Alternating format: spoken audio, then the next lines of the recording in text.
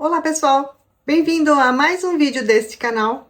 Meu nome é Elaine e hoje eu vim aqui falar com vocês sobre um livro incrível. É o segundo livro que eu leio dessa autora e o livro de hoje vai ser Na Voz Dela, de Alba de Céspedes. Eu acho que vocês já me ouviram falar dela aqui. Eu li o outro livro dela, que se chama O Caderno Proibido, que é tão incrível quanto esse. E eu vim aqui mais uma vez falar sobre essa querida autora que se expressa de uma forma magnífica e cativante e psicologicamente perturbadora. E eu vou começar falando desse vídeo sobre Alba de Céspedes. Quem é? Ela é uma escritora e jornalista italiana. Ela nasceu em 1911 e faleceu em 1997. E ela nasceu de uma mãe italiana e um pai ítalo-cubano, e era embaixador de Cuba na Itália. E ela teve um avô que foi o primeiro presidente revolucionário de Cuba, que lutou pela independência de Cuba. Então ela nasceu e cresceu em um meio político, conviveu com as diferenças, e por estar envolvida nessa família tão diferente, né, para a sua época, ela escreve isso nos seus livros, por ela ter crescido transitando por esses diferentes países da Europa ali, que marcou também a sua formação cultural e também transformou ela em uma grande escritora feminista. Durante a Segunda Guerra Mundial, ela se envolveu na resistência antifascista, chegou a ser presa e depois que a guerra acabou, ela fundou uma revista que se chama Mercúrio, que era focada em política, artes, literatura, ciência. Era um espaço para debate intelectual, cultural, durante o período pós-guerra, né, na Itália. Na Voz Dela foi publicado em 1949 e aqui você também vai encontrar alguns trechos falando sobre a Segunda Guerra Mundial, sobre a resistência antifascista.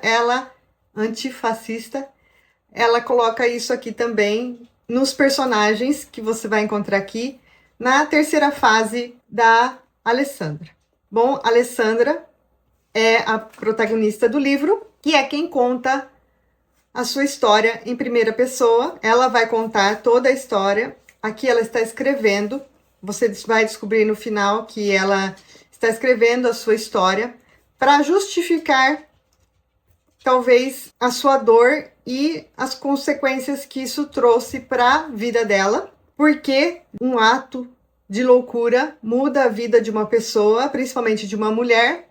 E ela vai justificando tudo aqui nesse livro, para que você não julgue as atitudes dela no final. Como eu já falei, a protagonista é a Alessandra. O primeiro período, a primeira fase desse livro é ela contando sobre a infância dela, sobre a casa dela.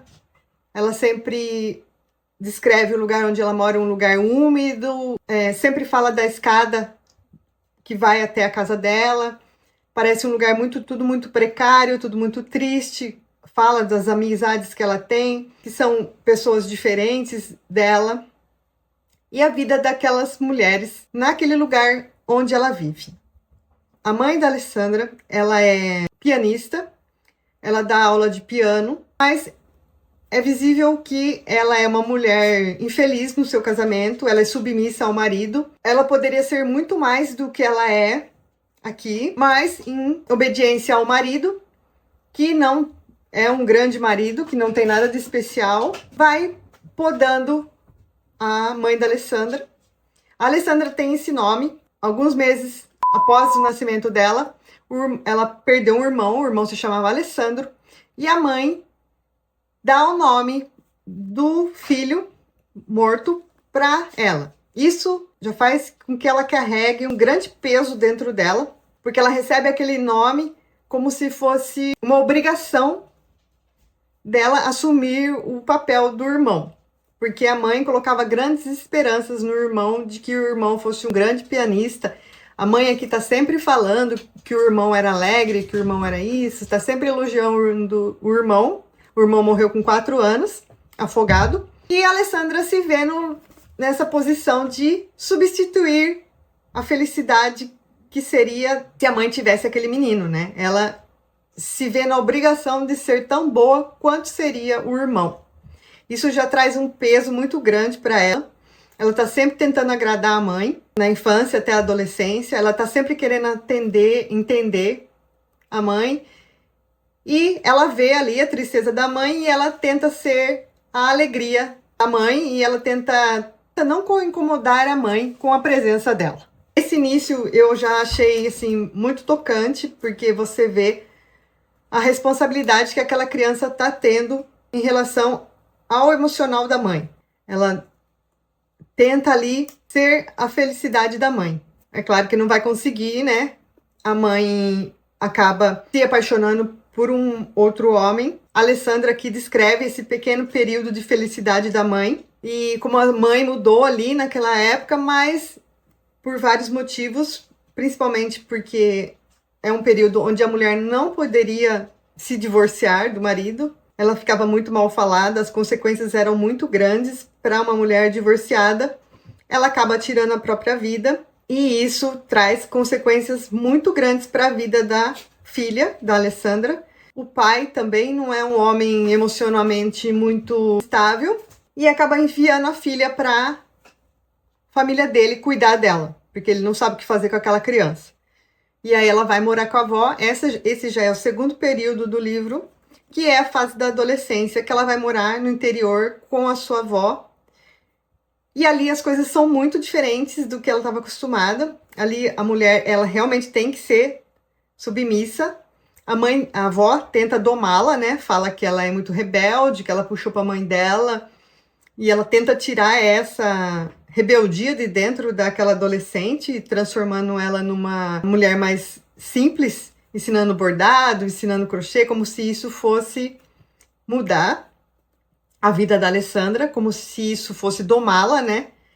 Para que ela fosse uma mulher normal, como ela fala aqui, né? Uma mulher que cresce, casa, tem filhos e morre, como era visto naquele período, naquela época. Mas isso não atrai ela de jeito nenhum, muito pelo contrário, faz com que ela fique mais revoltada ainda, faz com que ela queira muito mais estudar. Ela não abre mão dos seus estudos para morar naquele lugar, apesar de todas a insistência da avó, das tias que moram ali, que são todas iguais, todas são muito submissas às ordens da avó, que é a que manda ali, manda e desmanda naquele lugar, até nos filhos homens. A avó chega a arrumar um casamento, um pretendente para Alessandra, mas a Alessandra não aceita. E você vê ali que é uma família que ser diferente é muito mal visto. O pai da Alessandra fica doente e ela volta. Esse já é o terceiro período aqui do livro, a terceira etapa do livro, que vai contar ela voltando para a casa do pai, encontrando o seu grande amor. E a guerra começa aqui, que seria a Segunda Guerra Mundial. Ela conhece Francesco, que é um professor universitário e antifascista, e ela se apaixona loucamente para ela e ela idealiza um amor que ela quer para ela, que ela sempre idealizou para que fosse diferente do casamento da mãe dela, o amor que a mãe dela tinha pelo pai dela. Ela não aceitava que a vida dela fosse como foi a vida da mãe dela. Então ela idealiza esse amor nesse Francesco, nossa. Ela idealiza esse amor, só que depois que eles casam, ele se torna o marido que toda mulher daquela época tinha. Um homem que não vê grandes encantos na mulher, que acha que ela deve ficar em casa, fazendo comida, limpando a casa e tendo filhos. E ela acaba se decepcionando grandemente. Existem aqui algumas provocações que ela faz para tentar chamar a atenção do marido, mas que não levam a nada, porque ele não está focado nisso. O propósito dele, o maior propósito que ele tem na vida dele é a guerra, é a resistência antifascista, o propósito dele é outro completamente diferente da Alessandra. A Alessandra para de trabalhar para se dedicar àquele casamento. A Alessandra para de estudar, trabalhar não. A Alessandra para de estudar para se dedicar àquele marido, àquele casamento, e ela acaba se tornando uma mulher como a mãe dela. E a infelicidade é visível aqui, desde a lua de mel dela, decepção atrás de decepção. Isso faz com que ela comece a se questionar se ela quer mesmo estar naquele lugar, se ela quer mesmo aquele marido, porque ela se tornou essa mulher, a mulher que ela sempre temia. Eu me tornei aquilo que eu mais temia, não tem essa frase? Então, ela se tornou aquela mulher que ela sempre disse que não seria. E a última parte é ela sendo julgada por todos, até pelos amigos dela, aquelas mulheres que antes eram suas amigas, vão julgá-la, e ela se justificando. E é um peso psicológico muito grande que ela coloca nesse último período do livro. Você sente aquela dor, você sente aquela decepção, até que um ato de desespero acontece aqui e ela está se justificando o porquê disso ter acontecido. Esse livro é um depoimento dela, né? É a justificativa de tudo que aconteceu na vida dela até o momento que ela está escrevendo esse livro. É um livro sensacional. A Alba de Céspire se tornou a minha escritora favorita. Eu já li o outro dela, o Caderno Proibido, também lindamente escrito. Apesar dele ser grande, ele tem 415 páginas, mas ele flui rapidinho, tem uma riqueza de detalhes aqui, incrível. Mas é necessário esses detalhes, eu acho que é muito necessário, todos esses detalhes que ela coloca aqui, para você sentir mesmo o clima, o ambiente em que ela vive e o que isso causou na vida dela. E o que tudo isso, todos esses lugares, essas pessoas que cercavam ela, todos esses conflitos que aconteceram dentro da mente dela, trouxeram para o desfecho desse livro. Alba de Céspire também é uma autora muito elogiada por Helena Ferrante. Ela sempre fala que a maior inspiradora dela é Alba de Céspire. Tem até aqui os pós-fácil desse livro, foi ela que escreveu, Helena Ferrante. Não li nada da Helena Ferrante ainda. Pretendo ler para saber quais são as semelhanças entre as escritoras, se eu vou gostar de Helena Ferrante também. Já ouvi dizer que tem pessoas que não gostam muito de Helena Ferrante, mas claro que eu vou ler. A leitura nunca é unânime, né? Eu posso gostar demais de Alba de Céspire e pode ser que tenha pessoas que não gostam. E eu vou ler também o próximo dela, que se chama Antes e Depois. Não tá aqui, não sei onde eu coloquei. Ah, tá lá na sala. Mas eu acho que é Antes e Depois. Não comecei a ler ainda, mas vou começar a ler essa semana. É um outro, ele é bem curtinho e acabou. Em português, somente esses 3 livros foram publicados no Brasil. Eu sei que existem alguns outros, edições antigas, mas eu não fui atrás ainda. E também o valor é muito alto. Mas se alguma editora resolver mais para frente fazer alguma nova edição, com certeza vou adquirir, porque realmente esse livro me deixou impressionada. É encantador. Eu acho que para muitas mulheres donas de casa que viviam nesse período, nessa época, que não tinham voz, ela deu voz, né? Ela deu voz a essas mulheres, ao sentimento dessas mulheres. Que mesmo trabalhando ali, durante o período da guerra, né? Que ela fala, né? Sobre a Segunda Guerra Mundial. Mesmo trabalhando ali, se esforçando para ajudar que aquela guerra acabasse, ajudando os seus maridos. Após o fim da guerra, elas não tiveram nenhum reconhecimento, tiveram que voltar às suas vidinhas, cuidar de seus filhos dentro das suas casas, obedecendo os seus maridos, sem nenhum agradecimento, sem nenhum reconhecimento da sua ajuda. E Alba de Céspire queria que as mulheres tivessem esse reconhecimento também. E apesar desse livro ter sido escrito num outro período, foi escrito em 1949, né?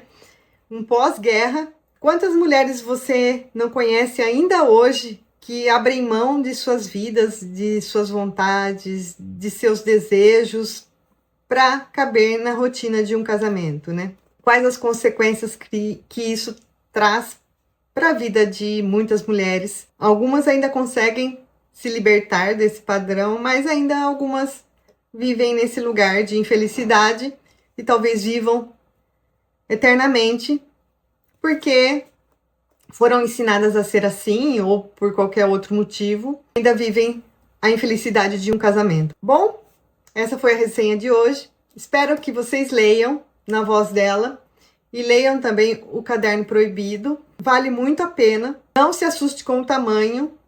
Vá lendo devagarzinho. É um livro que realmente deve ser lido. E por hoje é só. Se você gostou desse vídeo, não se esqueça de se inscrever no canal, deixar o seu like e até o próximo vídeo. Tchau!